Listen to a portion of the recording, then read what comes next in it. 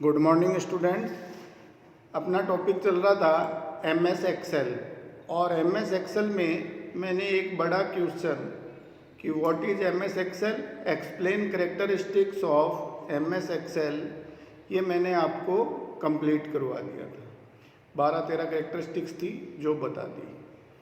अब इसके बाद आज अपन करेंगे दो प्रैक्टिकल, एक तो डेटा सॉर्टिंग का और एक डेटा फिल्टर का। अब इसमें ये प्रैक्टिकल में भी आपको फाइल में करना है और साथ ही साथ जो सेक्शन बी है उसमें इस पे क्वेश्चन आता है कि एक्सप्लेन डेटा सॉर्टिंग या एक्सप्लेन डेटा फिल्टर।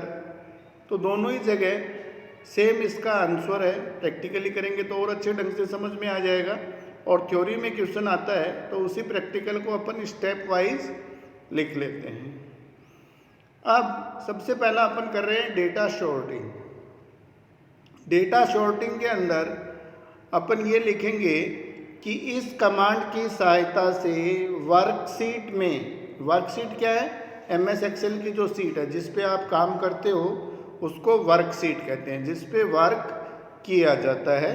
तो वर्कशीट में दी गई सूचना या डेटा को यूजर लेटर व नंबर व डेट के अनुसार व्यवस्थित कर सकता है।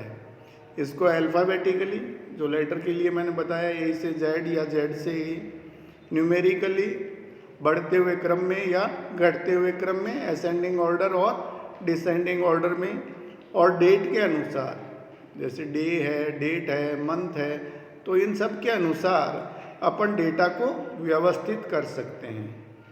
तो अपन यही लिखते हैं कि भाई इस कमांड की सहायता से वर्कशीट में दी गई सूचना या डेटा को यूजर लेटर, नंबर व डेट के अनुसार व्यवस्थित कर सकता है तथा इसकी सहायता से दिए गए डेटा को बढ़ते हुए क्रम में असेंडिंग ऑर्डर में या घटते हुए क्रम में डिसेंडिंग ऑर्डर में लिखा जा सकता है।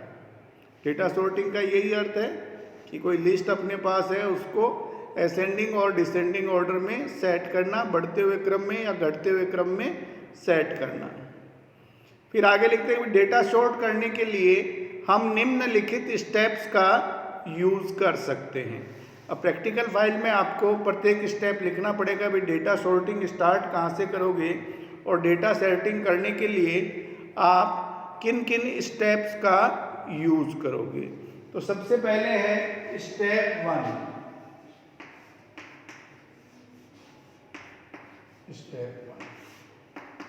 अब देखिए अपन प्रैक्टिकल कर रहे हैं तो डेटा सॉर्ट करने के लिए सबसे पहली चीज ये है कि अपने पास डेटा होने आवश्यक है। तो स्टेप 1 में अपन क्या लिखेंगे कि सर्वप्रथम हम कुछ डेटा वर्कशीट में एंटर करेंगे। भाई कुछ डेटा एंटर करेंगे तभी उनको सॉर्ट कर पाएंगे।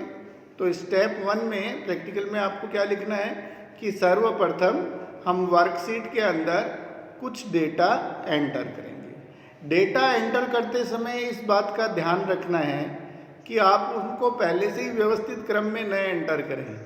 जैसे आप नाम लिख रहे हो तो पहले A वाले लिख लिए, फिर B वाले लिख लिए, तो जब डेटा सॉर्ट करोगे तो आपको पता क्या लगेगा कि सॉर्टिंग हुई है या नहीं। तो उल्टे सीधे क्रम में डेटा को आपको एंटर करना है।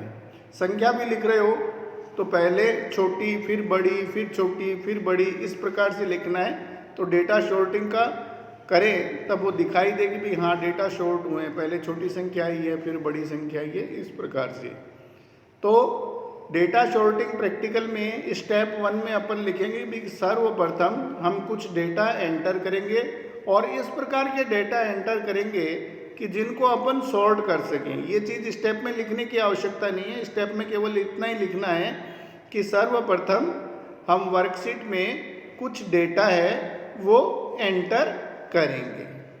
लेकिन ध्यान ये रखना है कि डेटा ऐसे एंटर करने हैं जिनका कोई क्रम न हो, और सॉर्टिंग से फिर अपन उनको क्रम में व्यवस्थित कर सकें। फिर इसके बाद लिखेंगे स्टेप 2, एंटर किए गए डेटा को सेलेक्ट करेंगे।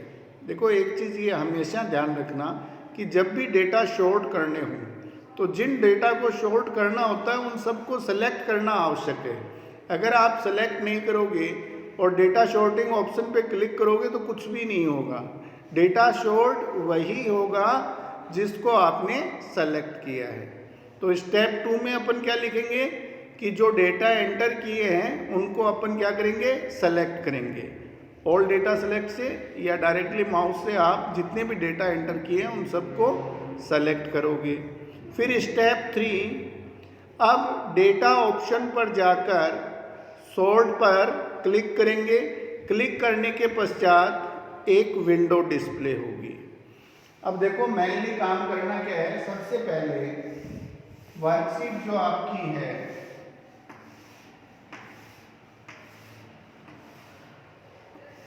इसमें कुछ डेटा एंटर करने हैं। जैसे यहाँ आपने AK कर दिया, यहाँ RK कर दिया, यहाँ MK कर दिया, यहाँ BK कर दिया, ये कोई नाम आपने लिखे। तो सबसे पहला स्टेप कंप्लीट हो गया कि वर्कशीट में अपन ने कुछ डेटा है वो एंटर कर दिए हैं। डेटा एंटर करने के बाद स्टेप 2 में मैंने आपको बताया कि आप इन सभी डेटा को क्या करोगे, सेलेक्ट करोगे। सेलेक्ट कर दिया। फिर स्टेप 3 में क्या है कि ऊपर आपकी जो मेन्यू बार है, मेन्यू बार में यहाँ आपको एक डेटा ऑप्शन मिलेगा। कहाँ मिलेगा डेटा ऑप्शन, मेन्यू बार के अंदर। तो मेन्यू बार में डेटा ऑप्शन पे जैसे ही क्लिक करोगे एक ड्रॉप डाउन लिस्ट आएगी। यहाँ आपको शॉर्ट ऑप्शन मिलेगा। तो सबसे पहले डेटा पे क्लिक करना है। डेटा के बाद इस लिस्ट में जहाँ शॉर्ट लिखा हुआ है उस पे माउस द्वारा क्लिक करना है। अब जैसे ही माउस द्वारा आप शॉर्ट पे क्लिक करोगे आपके सामने एक विंडो डिस्प्ले होगी। इसमें दो ऑप्शन होंगे, असेंडिंग ऑर्डर और डिसेंडिंग ऑर्डर, और आगे इस प्रकार से ब्लॉक बने हुए होंगे। तो स्टेप 3 क्या है कि अब मेन्यू बार में डेटा ऑप्शन पर जाकर सॉर्ट को क्लिक करेंगे और क्लिक करने के पश्चात एक विंडो हमारे सामने डिस्प्ले होगी, प्रदर्शित होगी या उपस्थित होगी।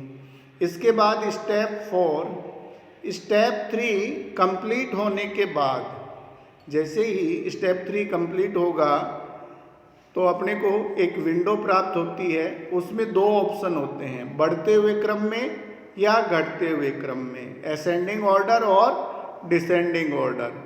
उन दोनों में से किसी एक पर क्लिक करना है। अगर बढ़ते हुए क्रम में करना है तो असेंडिंग ऑर्डर पे क्लिक करना है, घटते हुए क्रम में करना है तो डिसेंडिंग ऑर्डर पे क्लिक करना है। तो इन दोनों में से किसी एक पर क्लिक करना है और क्लिक करके जैसे ही ओके करोगे तो स्टेप 5 में अपन लिख सकते हैं कि स्टेप 4 कंप्लीट होने पर हमारा जो डेटा है वो शॉर्ट हो गया है और जिस क्रम में यूज़र ने जो चॉइस की है उसी क्रम में शॉर्ट हो गया है। बिल्कुल सिंपल सा प्रैक्टिकल है, प्रैक्टिकली इसको मान भी नहीं सकते। अगर डेटा शॉर्टिंग आपसे पूछा जाए तो पहले तो डेटा शॉर्टिंग का अर्थ बताओ कि डेटा शॉर्टिंग के द्वारा यूजर डेटा को अल्फ़ाबेटिकली, न्यूमेरिकली, डे या मंथ वाइज अरेंज कर सकता है और इसमें असेंडिंग ऑर्डर या डिसेंडिंग ऑर्डर में सेट किया जाता है। और जब स्टेप लिख रहे हैं तो स्टेप 1 में लिखो कि भाई सबसे पहले हम वर्कशीट में कुछ डेटा एंटर करेंगे। डेटा एंटर करने के बाद स्टेप 2 में लिखेंगे कि डेटा को सेलेक्ट करेंगे। डेटा सेलेक्ट करने के बाद स्टेप 3 में लिखेंगे कि मेन्यू बार के डेटा ऑप्शन में जाके डेटा ऑप्शन पे क्लिक करेंगे। इसके बाद जो लिस्ट आई है उसमें डेटा शॉर्ट पे क्लिक करेंगे। जैसे ही डेटा शॉर्ट पे क्लिक करेंगे अपने सामने एक विंडो डिस्प्ले होगी और इस विंडो में दो ऑप्शन होते हैं, बढ़ते हुए क्रम में या घटते हुए क्रम में, असेंडिंग ऑर्डर और डिसेंडिंग ऑर्डर।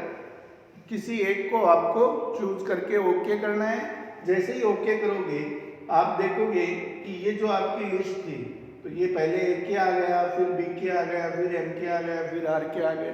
ये अल्फ़ाबेटिकली नाम है जो ये व्यवस्थित हो जाते हैं। ये कहलाता है डेटा शॉर्टिंग। छोटा सा प्रैक्टिकल है, एक दफ़ा हाथ से करोगे तो खूब अच्छे ढंग से ये आप लोगों को समझ में आ जाएगा। अब अगला जो अपना ऑप्शन है वो है डेटा फिल्टर। डेटा सॉर्टिंग के बाद अगला जो ऑप्शन है वो है डेटा फिल्टर।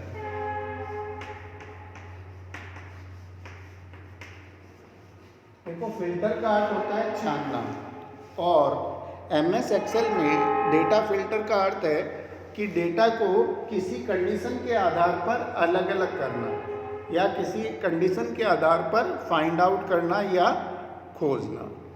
तो अगर आपसे पूछा जाए right short notes on data filter, तो इसमें आपको लिखना है कि भाई फिल्टर कमांड किसी भी डेटा को फाइंड आउट करने का या खोजने का एक तेज और आसान मेथड है। डेटा को फाइंड आउट करने का, खोजने का एक फास्ट व इजी, तेज व आसान मेथड है, तरीका है। इसके द्वारा किसी भी दिए हुए डेटा को यूजर की कंडीशन के आधार पर, फिल्टर कमांड के द्वारा कोई भी दिया गया डेटा है उसको यूजर की कंडीशन के आधार पर फाइंड आउट किया जा सकता है या अलग किया जा सकता है। एग्जाम्पल से और अच्छे ढंग से समझ में आ जाएगा कि काफ़ी सारे डेटा दे रखे हैं और कोई एक कंडीशन दे दे कि इन डेटा को अलग कीजिए या ये डेटा बताइए कि इस कंडीशन के आधार पर कौन कौन से डेटा हैं, तो वो काम फिल्टर के द्वारा आसानी से किया जा सकता है। वो डेटा फाइंड आउट भी किए जा सकते हैं और अलग भी किए जा सकते हैं। अब फिल्टर है, फिल्टर कमांड अप्लाई करने के लिए अपन कैसे वर्क करते हैं उसके भी ये प्रैक्टिकल होने की वजह से इसको स्टेप वाइज लिखना पड़ेगा कि भाई फिल्टर कमांड में फिल्टर करने के लिए किन किन स्टेप्स का यूज करेंगे। तो अपन लिखेंगे फिल्टर अप्लाई करने के लिए यूजर द्वारा निम्नलिखित स्टेप्स का यूज किया जाता है। अब प्रैक्टिकल कर रहे हैं तो फिल्टर किसको करेंगे? डेटा को। तो स्टेप 1 इसमें भी वही है जो अपन ने डेटा शॉर्ट में लिखा है। स्टेप 1 में लिखेंगे अपन कि सबसे पहले कुछ डेटा वर्कशीट में एंटर करेंगे, ठीक है। फिर डेटा होंगे तो ही तो अपन फिल्टर कर पाएंगे, तो ही तो अपन शॉर्ट कर पाएंगे। तो इन प्रैक्टिकलों में सबसे पहला स्टेप आपको यही लिखना है कि सर्वप्रथम वर्कशीट में हम कुछ डेटा एंटर करेंगे। स्टेप 2, अब एंटर करने के बाद यहाँ आपको सेलेक्ट नहीं करना है। यहाँ स्टेप 2 में क्या लिखना है कि अब मेन्यू बार के डेटा ऑप्शन पर जाकर फिल्टर ऑप्शन पर क्लिक करेंगे। उसके बाद डेटा एंटर करते ही, जैसे आपने ये डेटा किया AK, RK, MK, VK और इनके आगे लिख दिया आपने 60, 50, 60, 40, इस प्रकार से इनके नंबर मान लो या इनकी एज मान लो, ये आपने लिख दी। अब आपसे कहा जाए कि भाई उन आदमियों की लिस्ट बनाइए जिनकी एज 60 है। केवल वही इस लिस्ट में से आपको उठाने हैं जिसकी डेट 60 है। तो इसके लिए आपको अलग से टेबल बनाने की या अलग से डेटा टाइप करने की आवश्यकता नहीं है। ये जो डेटा फिल्टर ऑप्शन है ये 60 की कंडीशन के आधार पर, ये चाहे कितनी भी लंबी लिस्ट हो, जिन जिन की एज 60 है उनको अलग कर देगा। अब उनको अलग करेगा कैसे? तो पहले आपने डेटा एंटर कर लिए। यहाँ भी डेटा एंटर करते समय आप इस बात का ध्यान रखें कि जो भी कंडीशन दो उस कंडीशन के आधार पर ही डेटा डालने हैं। जैसे मैं यहाँ 60 की कंडीशन देने वाला हूँ तो मैंने 2 लोगों को 60 दे दिया, बाकी को अलग नंबर दे दिया। क्लियर हो गया?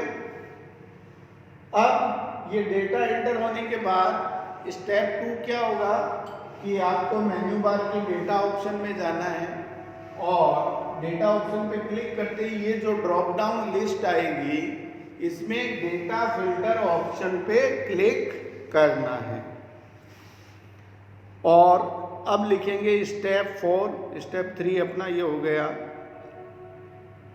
नहीं सॉरी स्टेप 2 हुआ ये। स्टेप 1 में तो अपन ने कुछ डेटा एंटर किए हैं। स्टेप 2 में मेन्यू बार के डेटा ऑप्शन पे जाके फिल्टर ऑप्शन पे क्लिक किया है। अब लिखते हैं स्टेप 3।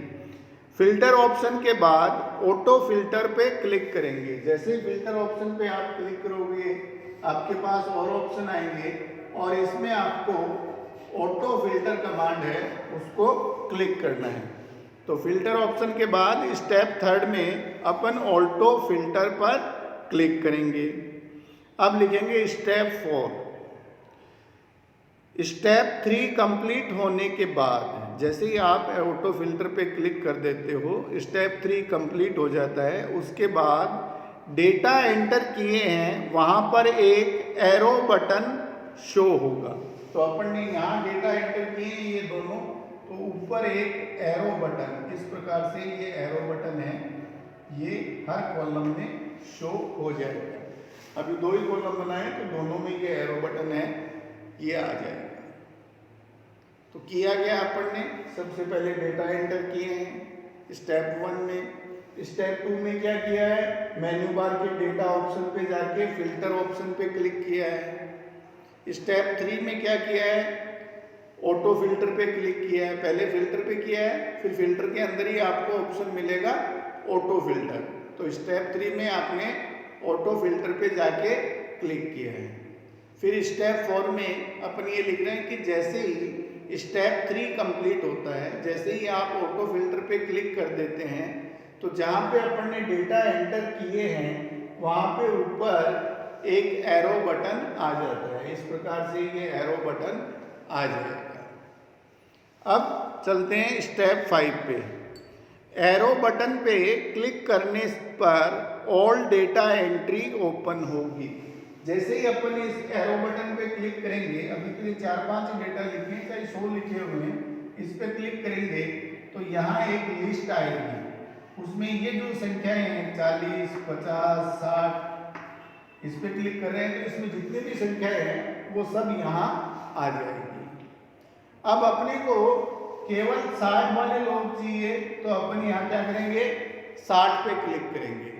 और जैसे ही आप 60 पे क्लिक करोगे तो आप देखोगे कि 60 एक तो AK के है और एक MK के है। तो ये AK और MK यहाँ लिस्ट में रह जाएगा, बाकी सारे हाइड हो जाएंगे क्योंकि इन दोनों के 60-60 है और अपन ने कंडीशन क्या दी है, 60। तो जिनके 60 हैं वो इस लिस्ट में रह जाएंगे और बाकी सारे डेटा हैं वो हाइड हो जाएंगे या छुप जाएंगे। तो स्टेप 5 में अपन क्या कह रहे हैं कि एरो बटन पे क्लिक करेंगे। एरो बटन पे क्लिक करते ही ऑल डेटा एंट्री ओपन होगी। इसमें जो जो संख्याएं हैं वो सारी एक लिस्ट के रूप में अपने सामने आएगी। फिर है स्टेप 6। स्टेप 5 कंप्लीट होने के बाद यूजर अपनी आवश्यकता अनुसार या पहले से निर्धारित कंडीशन के आधार पर किसी भी रिकॉर्ड को सेलेक्ट कर सकता है। अब जैसे ही ये लिस्ट आएगी, यहाँ जैसे मैंने बताया कि मैंने 60 चूज करना है, तो ये पहले से निर्धारित कर रखा था, तो 60 पे क्लिक कर दूंगा। या 50 पे करना है तो 50 पे, या 40 पे करना है 40 पे, तो किसी भी एक रिकॉर्ड पे क्लिक करना है। ठीक है। अब स्टेप 6। स्टेप 5 कंप्लीट होने के बाद जिस रिकॉर्ड को सेलेक्ट किया गया है, यहाँ जैसे मैंने 60 को सेलेक्ट किया है, तो जैसे ही जिस रिकॉर्ड को सेलेक्ट किया गया है वह शो होगा और अन्य डेटा हाइड हो जाएंगे और अन्य डेटा छुप जाएंगे। तो यहाँ मैंने बताया कि जैसे ही मैंने 60 को सेलेक्ट किया है तो AK के 60 है और MK के 60 है, ये दोनों तो शो हो जाएंगे और RK और BK जिनके 50 और 40 हैं ये हाइड हो जाएंगे या छुप जाएंगे, ये अपने को सीट पर दिखाई नहीं देंगे। तो कहने का मतलब कि डेटा फिल्टर करने के लिए ऑल डेटा एंट्री में आप जिस रिकॉर्ड को सेलेक्ट करोगे तो वैसा सेम रिकॉर्ड है वो तो सारे डिस्प्ले हो जाएंगे और जो कंडीशन को पूरा नहीं कर रहे हैं वो सारे हाइड हो जाएंगे। ये डेटा फिल्टर है, सिंपल सा प्रैक्टिकल है, एक दफ़ा फिर से आप समझ लो, इसमें ज़्यादा कुछ करना नहीं है। डेटा फिल्टर के अंदर करना क्या है, सबसे पहले स्टेप 1 में अपन वर्कशीट पे कुछ डेटा एंटर करेंगे और डेटा एंटर करते समय अपन इस बात का ध्यान रखेंगे कि ऐसे डेटा एंटर करें जिनको अपन फिल्टर कर सकें। अगर सारे डेटा एक जैसे लिख दिए तो फिर फिल्टर कैसे करेंगे, उनको अलग अलग कैसे करेंगे।